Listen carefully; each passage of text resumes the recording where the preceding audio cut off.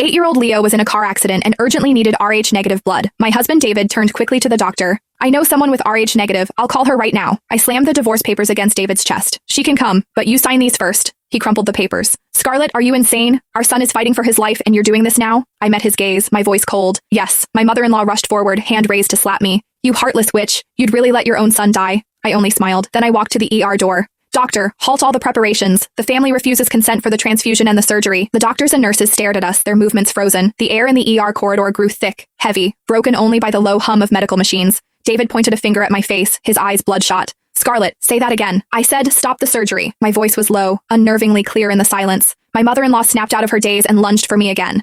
David caught her, locking his arms around her waist. She clawed at the empty air between us, screaming, You monster! Leo is still in there! Your own flesh and blood! How can you say that? I simply watched her, saying nothing. David held his struggling mother, snarling at me. What the hell do you want? Is it because I called Chloe that you're acting like this? There's nothing going on between us. She just happens to have Rh-negative blood, and I didn't want you to suffer again. You didn't want me to suffer? I asked him. David, do you even believe that yourself? My question choked him, his face twisting in an ugly grimace. Is this really the time for this? Leo's life is what matters most. Whatever grievances you have, we can talk about them after the surgery, when we're home. Home? I looked at him.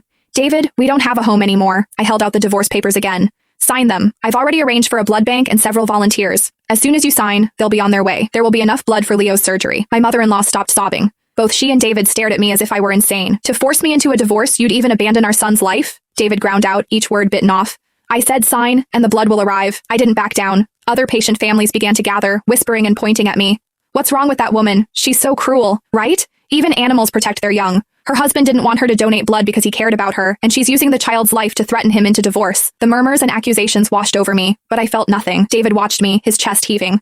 Fine, Scarlett, you're ruthless. He released his mother, snatched the papers and pen from my hand, and scrawled his signature a few times before throwing the document back at my chest. Satisfied now? Can we save our son? I picked up the papers from the floor, confirmed his signature, and tucked them into my bag. Then I turned to the doctor nearby. You can prepare for the surgery now. The blood will be here as soon as possible. With that, I turned and walked away. David yelled after me. Where are you going? You're not staying for Leo's surgery? I didn't look back. His life or death is no longer my concern. As I exited the hospital, a car screeched to a halt in front of me. The door opened and a woman in a white dress hurried out, her face etched with anxiety. It was Chloe. She saw me, paused, then asked urgently, Scarlett, how's Leo? David called me, said something happened to the baby. I looked at her, the woman who had hovered around David for 10 years. He'll live. I spat out the 3 words, moving to walk around her. Chloe seized my wrist, her eyes rimmed with red.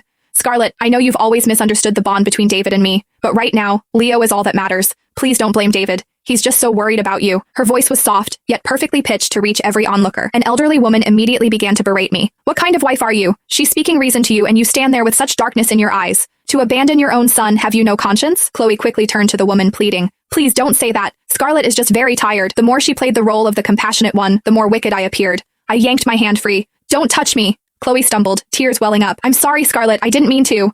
David rushed out of the hospital at that moment, saw the scene, and immediately pushed Chloe behind him. He glared at me, furious. Scarlett, haven't you caused enough trouble? Chloe came here out of kindness for Leo. Why are you taking your rage out on her? My mother-in-law followed him out, and seeing Chloe, she seemed to find her savior, grasping Chloe's hand. Oh, you good girl, you're finally here. Go see Leo. That venomous woman has abandoned him. We only have you now. Chloe, while comforting my mother-in-law, spoke to David. David, don't blame Scarlett. She must just be overwhelmed.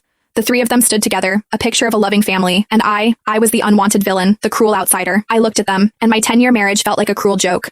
I said nothing more, hailed a taxi, and left. Even after the car drove a long distance, I could still see David holding Chloe, and my mother-in-law wiping away tears in the rearview mirror. Back home, I started packing my things. This house was mine, bought before marriage, registered in my name. For 10 years, I had turned it into a home, but in the end, there wasn't an ounce of warmth here that belonged to me. That evening, I received a call from my mom. The moment I answered, a barrage of scolding erupted. Scarlett, have you gone mad? Leo was in such a terrible car accident, and you chose to divorce his father at the hospital? You and your dad have brought such shame upon us. Mom, don't call me Mom. I don't have such a heartless daughter. My mom's voice was shrill. David told me everything. He didn't want you to donate blood because he cares about you. You nearly bled to death when you gave birth to Leo, and your health has never been the same since. How ungrateful can you be? I clutched my phone, unable to utter a single word. You go to the hospital right now. Apologize to David and go see Leo. If you still recognize me as your mother, then go.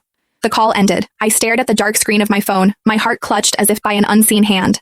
When I gave birth to Leo, I truly almost died, but none of them knew why I had hemorrhaged so badly. I didn't go to the hospital. The next day, David brought my parents to my place. The moment I opened the door, my dad's hand shot out, connecting with my face. You monster, you dare show your face here. He was trembling with rage. Leo had a high fever last night, crying for his mom, and where were you? Is your heart made of stone? My mom, supporting my dad, cried as she spoke to me. Scarlett, please come to the hospital with us. The child is innocent. Even if you and David have issues, you can't take it out on the child. David stood behind them, looking at me with a pained expression. Darling, I know I messed up. I shouldn't have called Chloe. Please come back with me. Leo needs you. He acted so genuinely that even my parents believed him. I covered my stinging cheek, looking at the three of them. Are you done talking? My dad froze. What kind of attitude is that? If you're done, then leave. I need to rest. I pointed to the door. You! My dad raised his hand, intending to strike me again, but my mom held him back tightly. David also stepped forward, shielding me. Uncle, please don't be angry. It's all my fault. I didn't handle things well, and I hurt Scarlett. He turned, his eyes red, looking at me. Darling, you can hit me or yell at me, but please don't abandon me and Leo. We've been together for so many years. How can you just throw it all away? He reached for my hand, but I stepped back, avoiding his touch.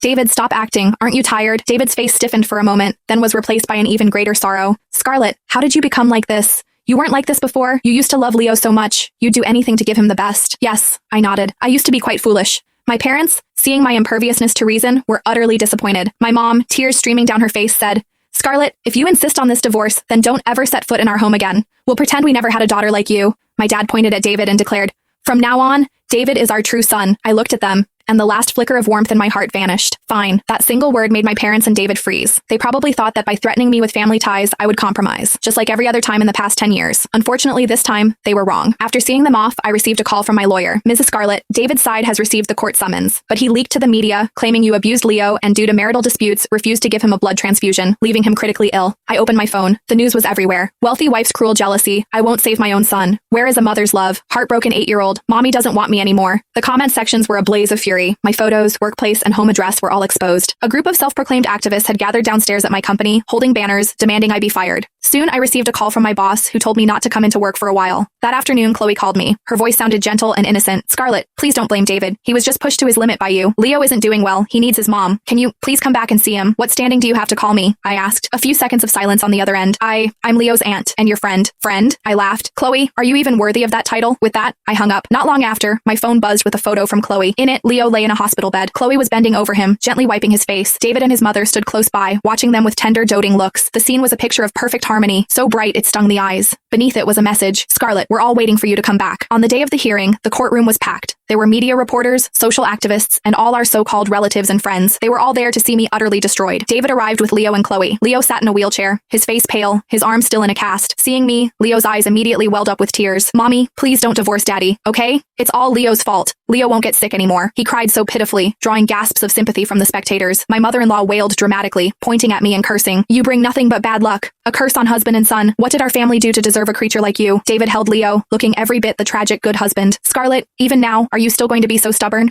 For your own sake, are you really going to throw away Leo's future? Chloe stood beside him, timely offering a tissue and gently comforting him. I watched their little family act, my face expressionless. David's lawyer rose and began to recite my list of failures. From forgetting our anniversary gift to not cooking for my mother-in-law's birthday to my deliberate refusal to act when Leo was in the car accident. Each point painted me as the selfish, heartless villain. Finally, the lawyer presented a hospital report. Your Honor, due to the defendant's delay, the plaintiff's son, Leo, suffered cerebral hypoxia. This could result in permanent neurological damage. Furthermore, the defendant has subjected the child to sustained emotional abuse, causing severe psychological harm. We request full custody be granted to Mr. David, and that the defendant be ordered to pay $1 million in emotional damages. The judge looked at me, his expression heavy with judgment. Defendant, how do you respond to the plaintiff's claims? Every eye in the room fixed on me, waiting. I stood. I didn't look at David, but at Chloe in the witness stand. I'd like to ask Miss Chloe a question.